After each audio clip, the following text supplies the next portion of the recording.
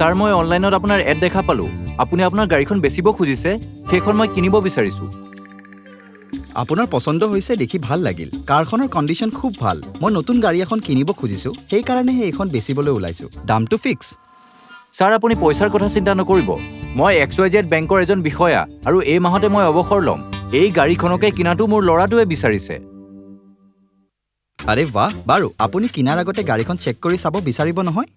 হয় হয় নিশ্চয় আমি গাড়ীখন চেক কৰি চাব বিচাৰিম কিন্তু তাৰ আগতে মই আপোনালৈ টোকেন এমাউণ্ট এটা পঠিয়াই আছো যাতে আপুনি গাড়ীখন আন কাকো নিদিয়ে মই আপোনালৈ মোৰ বেংক একাউণ্ট ডিটেইলছ SMS কৰি দিম আপুনি 10,000 টকা NEFT বা অনলাইন ট্ৰান্সফাৰ যোগে পঠিয়াই দিব পাৰিব আপোনাৰ ডিটেইলছ মই পাই গলো এতিয়াই পইচা পঠিয়াই আছো থেংক ইউ মই যোৱা 10 মিনিটমান ধৰি পইচা ট্ৰান্সফাৰ কৰিবলৈ চেষ্টা কৰি আছো কিন্তু পঠিয়াব পৰা নাই মই আপোনালৈ ইমেইল যোগে এটা QR কোড পঠিয়াই আছো সেইটো স্কেন কৰক যাতে মই আপোনালৈ পইচা পঠিয়াব পাৰো মই QR কোডটো স্কেন কৰিলো কিন্তু আগবাঢ়িবলৈ মোৰ পৰা UPI পিন বিচাৰিছে ঠিকেই কৈছে আপুনি পইচা পাবলৈ হলে আপোনাৰ পিন এন্টাৰ কৰিব লাগিব সৰ্বনাশ হৈ গ'ল মুখটো ঠগি দিলে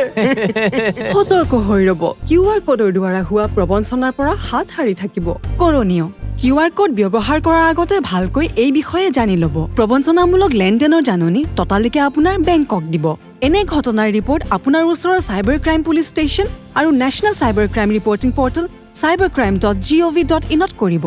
অকৰণীয় অন্য কোনো ব্যক্তিৰ পৰা পইচা প্ৰাপ্ত কৰাৰ বাবে আপোনাৰ UPI পিন এণ্টাৰ নকৰিব UPI পিন কেৱল পইচা পঠিয়াবৰ বাবে প্ৰয়োজন পৰে প্ৰাপ্ত কৰাৰ বাবে নহয় পৰিশোধ প্ৰাপ্ত কৰাৰ বাবে QR কোড স্কেন নকৰিব QR কোড ধন পৰিশোধ পঠিয়াবৰ বাবে স্কেন কৰাৰ প্ৰয়োজন পৰে প্ৰাপ্ত কৰাৰ বাবে নহয়